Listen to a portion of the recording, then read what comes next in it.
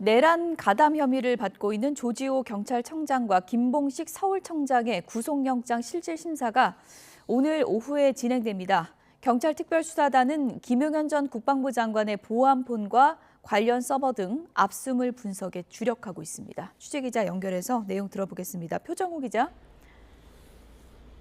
네, 경찰청 국가수사본부입니다. 네, 오늘 영장심사가 몇 시죠? 네, 오늘 오후 3시 서울중앙지방법원에서 조지호 경찰청장과 김봉식 서울청장에 대한 구속 전 피의자 신문이 진행됩니다. 경찰특별수사단은 어제 오후 두 청장에 대한 구속영장을 신청했는데요. 비상계엄 사태로 경찰 수뇌부 2명이 한꺼번에 구속 갈림길에 선 초유의 상황입니다. 조 청장 등은 계엄 당시 국회 출입을 통제하는 등 내란 중요 임무에 종사한 혐의를 받습니다. 특별수사단은 계엄 계획을 미리 알고 있던 정황이 드러나 증거인멸 가능성이 크다며 신병 확보 필요성을 강조했습니다. 특수단은 조사 결과 앞서 국회에서 밝혔던 것과 달리 이들이 계엄이 발령되기 3시간 전 윤석열 대통령과 김용현 전 국방부 장관을 삼천동 안전가옥에서 만나 관련 지시를 받은 것으로 드러났습니다. 네, 조지호 경찰청장 영장심사 앞두고 입장을 밝혔죠? 네, 조 청장 측은 비상계엄과 관련해 3차례 항명했다고 밝혔습니다. 조 청장이 비상계엄과 관련한 모든 지시를 따르진 않았다고 강조했는데요.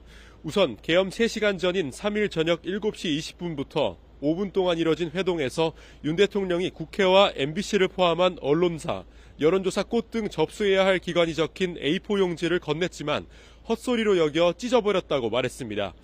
또 계엄이 선포된 뒤 방첩사령관이 전화해 안보수사관 100명을 지원해달라, 주요 인사 15명의 위치 정보를 실시간 확인해달라, 선관위에 군 병력을 배치할 텐데 경비 지원을 해달라고 했지만 수사관 지원과 위치 정보 확인은 거부했다고 밝혔습니다. 또 비상계엄 과정에서 대통령이 6차례 전화해 계엄령 위반이니 국회의원을 체포하라는 취지의 말을 했지만 역시 말도 안 되는 내용이라고 생각해 묵살했다고 밝혔습니다. 그러면서 내란죄는 큰 죄지만 항명하고 버틴 사람까지 매도해서는 안 된다고 조 청장 측은 주장했습니다. 네, 경찰 특별수사단 수사가 지금 속도가 붙고 있는 모양새인데요. 어떤 부분에 지금 주력하고 있습니까?